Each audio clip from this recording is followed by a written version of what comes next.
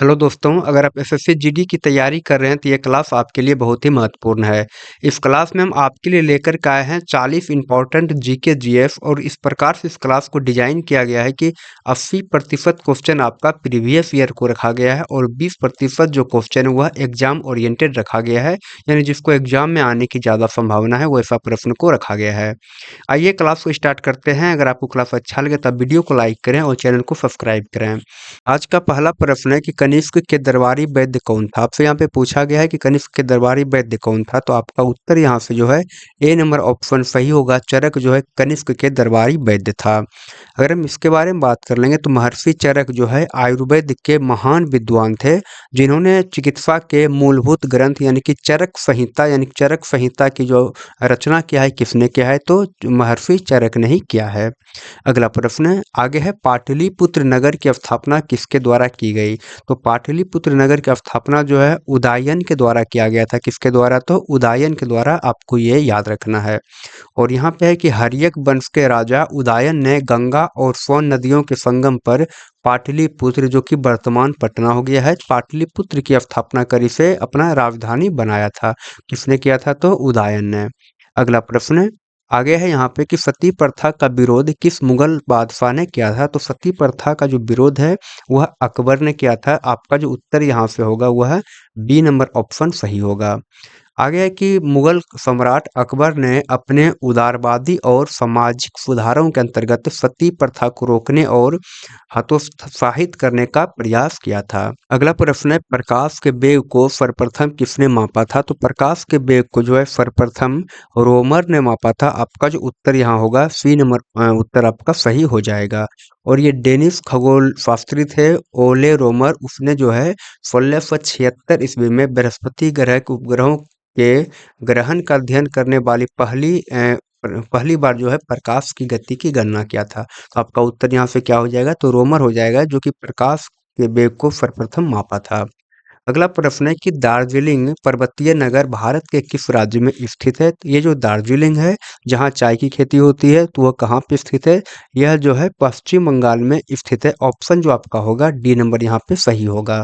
दार्जिलिंग जो है पश्चिम बंगाल राज्य में स्थित एक खूबसूरत हिल स्टेशन है, जो विश्व भर में अपनी विशेष चाय और टॉय ट्रेन यानी कि हिमालयन रेलवे के लिए प्रसिद्ध है। अगला प्रश्न की हम बात करेंगे तो आगे है, एथलीट को तत्काल ऊर्जा किससे की प्राप्ति किसके द्वारा होती है। जो एथलीट होता है, जो धावक होता है, उसको तत्काल ऊर्जा जो है कहाँ से प्राप्त होता है, ये आपको बताना है। तो आपका जो उत्तर यहाँ हो जाएगा वह कार्बोहाइड्रेट सही हो जाएगा। ऑप्शन नंबर यहाँ पे सी आपका सही उत्तर है। कार्बोहाइड्रेट जो है शरीर में बहुत जल्दी पचकर ग्लूकोज में परिवर्तित हो जाता है, जो शारीरिक मेहनत के दौरान तुरंत ऊर्जा प्रदान करता है। अगला प्रश्न आगे है यहाँ पे कि आगा खां कप का संबंध किस खेल से है। तो आगा खां कप का जो संबंध है वह है हॉकी खेल से संबंधित है, आगा खां कप। अगर हम इसके बारे में बात करेंगे तो आगा खां कप जो है भारत में आयोजित होने वाला फील्ड हॉकी का एक अत्यंत पुराना और प्रतिष्ठित राष्ट्रीय टूर्नामेंट है। आप इसे याद रखेंगे। हम अगला प्रश्न की बात करेंगे तो ऊटी जो है पर्वतीय नगर वह कहाँ पर स्थित है। तो ऊटी जो पर्वतीय नगर है वह स्थित है कहाँ पे, तो तमिलनाडु में स्थित है ऊटी, आपको ये याद रखना है। और ऊटी जो है जिसको क्या कहते हैं, तो उदग मंडलम, जो कि दक्षिण भारत के तमिलनाडु राज्य की नीलगिरी पर्वत श्रृंखला में स्थित एक लोकप्रिय पर्वतीय स्थल, आपको याद रखना है। ऊटी कहाँ पे स्थित है, तो ये तमिलनाडु के नीलगिरी पहाड़ी क्षेत्र में स्थित है। अगला प्रश्न आगे है, अमृतसर शहर की स्थापना किसके द्वारा किया गया था। तो अमृतसर शहर की जो स्थापना है वह गुरु रामदास के द्वारा किया गया था। आपका जो उत्तर यहाँ से होगा सी नंबर सही होगा। और सिख के जो है चौथे गुरु थे कौन, तो गुरु रामदास। तो चौथे गुरु रामदास जी ने 1577 ईस्वी में रामदासपुर नामक शहर बसाया, जिसे बाद में वहाँ स्थित पवित्र सरोवर के कारण जो है अमृतसर कहा जाने लगा। अगला प्रश्न आगे है, भारत की राष्ट्रीय आय का सबसे बड़ा स्रोत किस क्षेत्र से प्राप्त होता है। तो भारत का जो है राष्ट्रीय आय का सबसे बड़ा स्रोत किस क्षेत्र से प्राप्त होता है, ये आपसे पूछा है। तो आपका जो उत्तर यहाँ पे हो जाएगा वह तृतीय क्षेत्र, आपका उत्तर सही हो जाएगा, ऑप्शन नंबर सी। अगर हम बात करेंगे तो तृतीय क्षेत्र में क्या क्या, तृतीय क्षेत्र को हम सेवा क्षेत्र भी कहते हैं, जिसमें क्या क्या आएगा, तो बैंकिंग आता है, आईटी आ जाएगा, पर्यटन, ये सब आते हैं जो भारत के सकल घरेलू उत्पाद यानी कि जीडीपी में आधे से अधिक का योगदान यानी कि सबसे ज़्यादा योगदान जो है तृतीय क्षेत्र का ही होता है भारत का राष्ट्रीय आय में। अगला प्रश्न की हम बात करेंगे तो भारत का सबसे बड़ा बंदरगाह कौन है? यहाँ पे आपसे पूछा है कि भारत का सबसे बड़ा बंदरगाह कौन है, तो आपका जो उत्तर होगा वह ए नंबर सही हो जाएगा। मुंबई जो है भारत का सबसे बड़ा बंदरगाह है। मुंबई पोर्ट जो है अरब सागर के तट पर स्थित एक प्राकृतिक बंदरगाह है और आकार तथा माल ढुलाई की दृष्टि से यह भारत का सबसे बड़ा बंदरगाह है। अगला प्रश्न है कि गीत गोविंद के लेखक कौन है? आपसे यहाँ पे पूछा गया है कि गीत गोविंद के लेखक कौन है, ये आपको बताना है। तो आपका जो यहाँ से उत्तर हो जाएगा वह आपका उत्तर जो है बी नंबर ऑप्शन सही होगा। जयदेव जो है यह गीत गोविंद के लेखक हैं। अगर हम इसके बारे में बात करेंगे तो जयदेव जो है 12वीं शताब्दी के महान संस्कृत कवि थे। उन्होंने जो है अपनी रचना गीत गोविंद में भगवान कृष्ण और राधा के प्रेम का काव्यात्मक वर्णन किया था। हम अगला प्रश्न की बात करेंगे तो आगे बोला गया है यहाँ पे कि इंडियन नेशनल कांग्रेस के संस्थापक कौन थे? तो इंडियन नेशनल कांग्रेस के जो संस्थापक थे वह थे ए ओ ह्यूम, जो कि आपका उत्तर यहाँ पे डी नंबर सही हो जाएगा। और ए ओ ह्यूम जो है एक सेवानिवृत्त ब्रिटिश अधिकारी थे जिन्होंने 1885 ईस्वी में भारतीय राष्ट्रीय कांग्रेस की स्थापना की। तो आपको याद रखना है कि कब किया गया था भारतीय राष्ट्रीय कांग्रेस का स्थापना, तो 1885 ईस्वी में।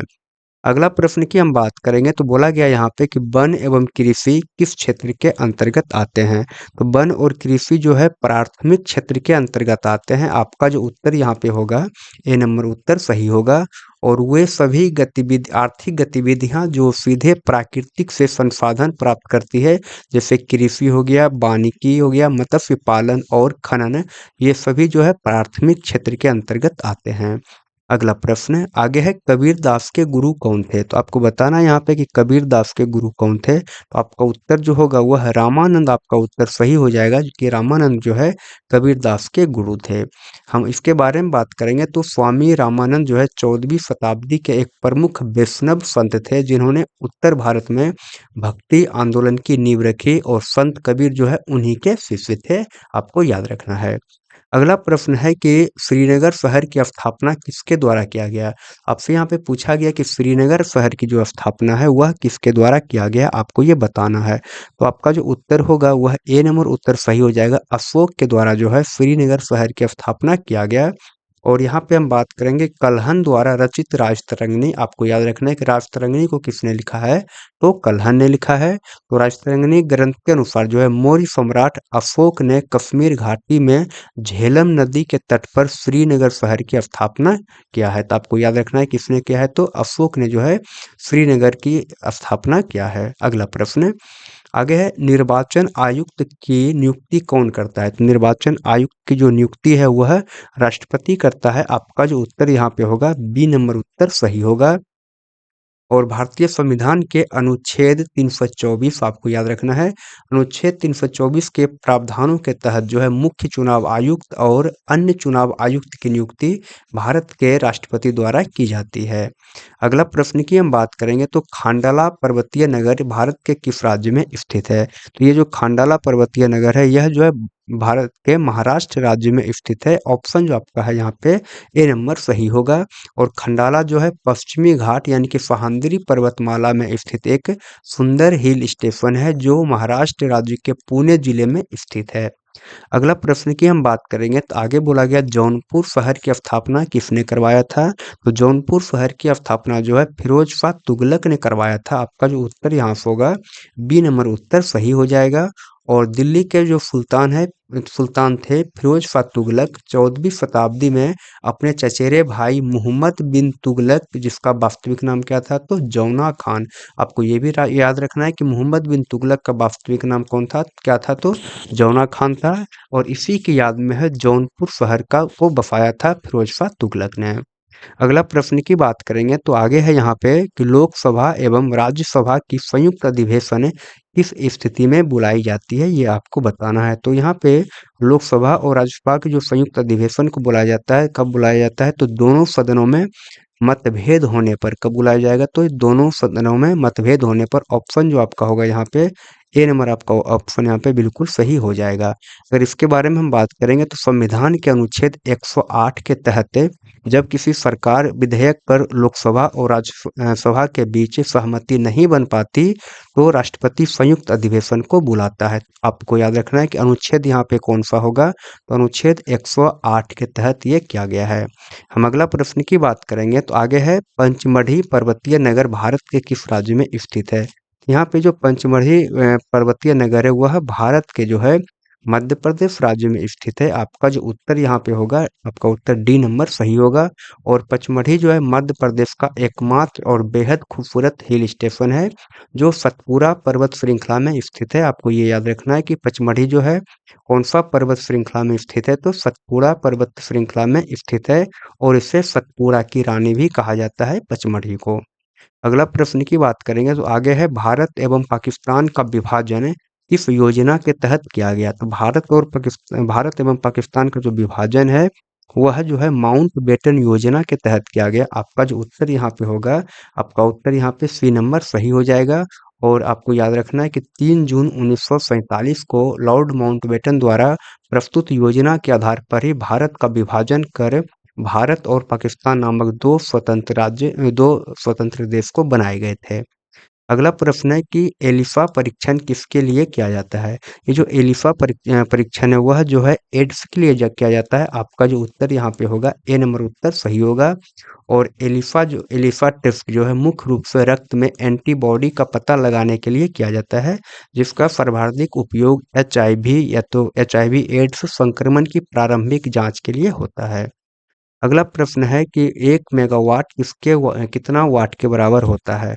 तो 1 मेगावाट जो है यह 10 लाख वाट के बराबर होता है। आपका उत्तर यहाँ पे बी नंबर सही हो जाएगा। 10 लाख वाट के बराबर होता है 1 मेगावाट। अगर हम बात करेंगे विज्ञान में मेगा उपसर्ग का अर्थ होता है 10 पर पावर 10 की घात यानी कि 6, यानी कि इसका मतलब हम कह सकते हैं कि 10 पर पावर जो 6 होता है यही होता है क्या, 1 मेगा। और इसलिए जो है 1 मेगावाट 1 लाख वाट के बराबर होता है। अगला प्रश्न है यहाँ पे कि विकासशील देशों के लिए किसका प्रयोग किया जाता है। आपसे यहाँ पे पूछा गया है कि विकासशील देशों के लिए किसका प्रयोग किया जाता है। तो विकासशील देश के लिए जो है तृतीय विश्व का प्रयोग किया जाता है। आपका उत्तर यहाँ पे ए नंबर सही होगा। और शीत युद्ध के दौरान जो है जो देश ना तो अमेरिका के गुट में थे और ना ही सोवियत संघ के, तो उन्हें जो है तृतीय विश्व कहा गया, जो मुख्य रूप से विकासशील देश थे। आपको क्या याद रखना है कि जो शीत युद्ध के दौरान जो है जो देश जो है कहाँ पे, तो अमेरिका के साथ नहीं थे और ना ही रूस के तरफ थे, तो उन्हें क्या कहा गया, तो उन्हें जो है तृतीय विश्व कहा गया। अगला प्रश्न आगे है जफरनामा के लेखक कौन है। आपसे यहाँ पे पूछा गया है कि जफरनामा के लेखक कौन है। तो आपका जो उत्तर होगा यहाँ पे गुरु गोविंद सिंह, आपका उत्तर सही होगा कि यह जो है जफरनामा के लेखक हैं। आपको याद रखना है कि जफरनामा एक विजय पत्र है और सिखों के 10वें गुरु गुरु गोविंद जी के द्वारा मुगल सम्राट औरंगजेब को जो है 1705 ईस्वी में फारसी भाषा में लिखा गया एक ऐतिहासिक पत्र है। अगला प्रश्न आगे है विद्युत बल्बों के फिलामेंट किसका बना होता है। तो विद्युत बल्ब का जो फिलामेंट होता है वह टंगस्टन का बना होता है। आपका उत्तर यहाँ पे ऑप्शन नंबर बी सही हो जाएगा। और टंगस्टन क्या है, एक धातु है जिसका गलनांक बहुत ही ज्यादा होता है, अत्यधिक उच्च होता है। और इसका गलनांक जो है लगभग 3400 डिग्री सेंटीग्रेड होता है, जिससे यह क्या होगा, तो उच्च तापमान पर पिघले बिना चमकता है और प्रकाश देता है। अगला प्रश्न है कि चुंबकीय फ्लक्स की इकाई क्या है। तो चुंबकीय फ्लक्स की जो इकाई है उसे वेबर कहते हैं। आपका जो उत्तर यहाँ पे होगा ए नंबर आपका उत्तर सही हो जाएगा। और चुंबकीय फ्लक्स मापने की अंतर्राष्ट्रीय इकाई क्या है, वेबर है, जिसे जर्मन भौतिक विज्ञानी विल्हेम एडुबर्ड वेबर के नाम पर रखा गया है। अगला प्रश्न आगे है जयपुर नगर के संस्थापक कौन है। आपसे यहाँ पे पूछा है कि जयपुर नगर के संस्थापक कौन है। तो आपका उत्तर होगा सवाई जयसिंह द्वितीय जो है यह जयपुर नगर के संस्थापक हैं। और आमेर के कछवाहा शासक महाराजा सवाई जयसिंह द्वितीय ने जो है 1727 ईस्वी में जयपुर शहर की स्थापना की थी। तो आपको याद रखना है कि कब क्या था, तो 1727 ईस्वी में जयपुर शहर की स्थापना किया था। और वो शासक कहाँ का था, तो आमेर के कछवाहा शासक था महाराजा सवाई जयसिंह द्वितीय। और यहाँ पे बोला गया जो ग्रिड प्रणाली पर आधारित भारत के पहले नियोजित शहरों में से एक था। अगला प्रश्न है आगे है मानव रेटिना पर बना प्रतिबिंब किस प्रकार का होता है। तो मानव रेटिना पर जो बना प्रतिबिंब होता है वह वास्तविक एवं उल्टा होता है। कैसा होगा तो ये वास्तविक और उल्टा होता है मानव रेटिना पर बना प्रतिबिंब। और इसके बारे में बात करेंगे तो मानव आंख में मौजूद प्राकृतिक उत्तल लेंस आपसे ये भी पूछेगा कि मानव नेत्र में कौन सा लेंस से उपलब्ध होता है, कौन सा लेंस रहता है। तो यहाँ पे हो जाएगा उत्तल लेंस जो प्रकाश को रेटिना पर केंद्रित करता है, जिससे वास्तु का जो प्रतिबिंब होगा वह वास्तविक और उल्टा बनता है और मस्तिष्क जो है उसको सीधा करके पढ़ता है। अगला प्रश्न आगे है वित्त आयोग के सदस्यों की नियुक्ति कौन करता है। तो वित्त आयोग के सदस्य की जो नियुक्ति होगा वह राष्ट्रपति करता है। आपका उत्तर यहाँ पे डी नंबर सही हो जाएगा। और आपको याद रखना है कि संविधान के अनुच्छेद 280 के तहत जो है केंद्र और राज्यों के बीच राजस्व बंटवारे के लिए भारत के राष्ट्रपति द्वारा प्रत्येक 5 वर्ष में वित्त आयोग के अध्यक्ष और सदस्यों की नियुक्ति किया जाता है। तो आपको याद रखना है कि वित्त आयोग के सदस्य का जो नियुक्ति होता है कौन सा अनुच्छेद, तो अनुच्छेद 280 के तहत है। अगला प्रश्न आगे है सम्यक आचरण का संबंध किस धर्म से है। तो आपसे यहाँ पे पूछा गया सम्यक आचरण का संबंध किस धर्म से है। तो आपका उत्तर यहाँ पे हो जाएगा जैन धर्म से संबंधित है सम्यक आचरण। यहाँ पे बोला गया है कि जैन धर्म में मोक्ष प्राप्ति के लिए त्रिरत्न यानी कि 3 रत्न बताए गए हैं, जिसमें क्या क्या है तो सम्यक दर्शन यानी कि सही विश्वास और सम्यक ज्ञान और सम्यक आचरण, ये तीनों को रखा गया है मोक्ष प्राप्ति के लिए। कौन से धर्म में, तो जैन धर्म में। अगला प्रश्न आगे है रानीखेत पर्वतीय नगर किस राज्य में स्थित है। ये जो रानीखेत पर्वतीय नगर है वह उत्तराखंड में स्थित है। कहाँ पे स्थित है, तो ये उत्तराखंड में स्थित है। और रानीखेत जो है उत्तराखंड के कुमाऊं क्षेत्र यानी कि अल्मोड़ा जिले में स्थित एक बहुत ही शांत और प्रसिद्ध हिल स्टेशन और तथा यहाँ पे क्या है सैन्य छावनी भी है। कहाँ पे, तो रानीखेत में। अगला प्रश्न आगे है भारतीय नौसेना के पूर्वी कमान का मुख्यालय कहाँ है। तो भारतीय नौसेना को जो है पूर्वी कमान का मुख्यालय हुआ है विशाखापट्टनम में। आपका जो उत्तर यहाँ पे होगा सी नंबर उत्तर आपका सही होगा। और आपको याद रखना है कि भारतीय नौसेना की पूर्वी कमान बंगाल की खाड़ी तट पर आंध्र प्रदेश के विशाखापट्टनम में स्थित है। अगला प्रश्न आगे है किस अधिनियम को भारतीय संविधान का ब्लूप्रिंट कहा जाता है। आपसे देखिए क्या पूछा गया कि कौन सा अधिनियम को भारतीय संविधान का ब्लूप्रिंट कहा जाता है। तो आपका जो उत्तर यहाँ पे होगा वह सी नंबर उत्तर आपका सही होगा। भारत सरकार अधिनियम 1935 को जो है भारतीय संविधान का ब्लूप्रिंट कहा जाता है। आगे है कि स्वतंत्र भारत के संविधान का एक बहुत बड़ा हिस्सा सीधे भारत सरकार अधिनियम 1935 से लिया गया है। इसलिए इसे संविधान का आधार यानी कि ब्लूप्रिंट माना जाता है। और इससे जो लगभग 250 अनुच्छेद को लिया गया है। इससे तो भारत सरकार अधिनियम 1935 से भारत के वर्तमान संविधान में।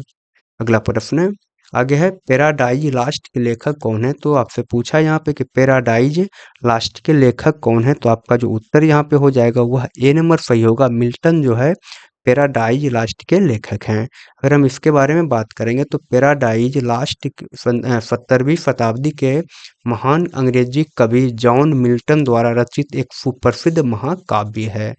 अगला प्रश्न आगे है यदि वायुमंडल नहीं रहता तो पृथ्वी किस रंग का दिखाई देता। अगर आपसे यहाँ पे पूछा गया कि अगर वायुमंडल नहीं रहता तो पृथ्वी किस रंग का दिखाई देता, तो आपका जो उत्तर होगा वह काला उत्तर सही होगा। यानी कि अगर वायुमंडल नहीं होता पृथ्वी पर तो पृथ्वी कैसा दिखता, तो काला दिखाई देता। अगर हम बात करेंगे यहाँ पे तो वायुमंडल के बिना सूर्य के प्रकाश का वायु के कणों द्वारा परिकीर्णन नहीं हो पाएगा, जिसके कारण आसमान और अंतरिक्ष पूरी तरह से काला दिखाई देगा। अगला प्रश्न आगे है किसकी अधिकता के कारण हृदय रोग होता है। तो यहाँ पे आपसे पूछा है कि किसकी अधिकता के कारण हृदय रोग होता है। आपका उत्तर जो होगा यहाँ पे वह बी नंबर सही हो जाएगा कि कोलेस्ट्रॉल के अधिकता के कारण जो है हृदय रोग होता है। बोला गया यहाँ पे कि रक्त में खराब कोलेस्ट्रॉल की अधिकता से यह रक्त धमनियों की दीवार पर जम जाता है और यहाँ पे जिससे क्या होता है तो नसका यानी कि धमनी का ब्लॉकेज हो जाता है और हार्ट अटैक जैसे हृदय रोग हो जाते हैं।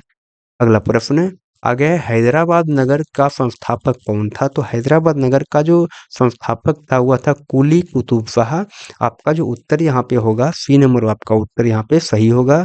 और कुतुब शाही राजवंश के पांचवें सुल्तान मोहम्मद कुली कुतुब शाह ने 1591 ईस्वी में मुफा नदी के किनारे हैदराबाद शहर बसाया था। आपको याद रखना है कि हैदराबाद कौन से नदी के किनारे है, तो यह मूसी नदी के किनारे है हैदराबाद। और ऐतिहासिक चार मीनार का भी निर्माण करवाया था कुली कुतुब शाह ने। अगला प्रश्न आगे है, अल्मोड़ा पर्वतीय नगर भारत के किस राज्य में स्थित है? तो अल्मोड़ा पर्वतीय नगर जो है भारत के उत्तराखंड राज्य में स्थित है। आपका जो उत्तर यहाँ पे होगा ए नंबर, आपका उत्तर सही होगा। और अल्मोड़ा जो है उत्तर प्रदेश के कुमाऊं क्षेत्र में हिमालय की पहाड़ियों पर स्थित एक ऐतिहासिक नगर और अपनी सांस्कृतिक विरासत के लिए प्रसिद्ध हिल स्टेशन है। आपको ये भी याद रखना है। अब आप हमें बताएं कि आपको क्लास कैसा लगा। अगर आपको क्लास अच्छा लगा हो तो आप वीडियो को लाइक करें, चैनल को सब्सक्राइब करें और अपने दोस्तों में भी शेयर करें। हम मिलते हैं आपसे अगले क्लास में, तब तक के लिए बाय, थैंक यू।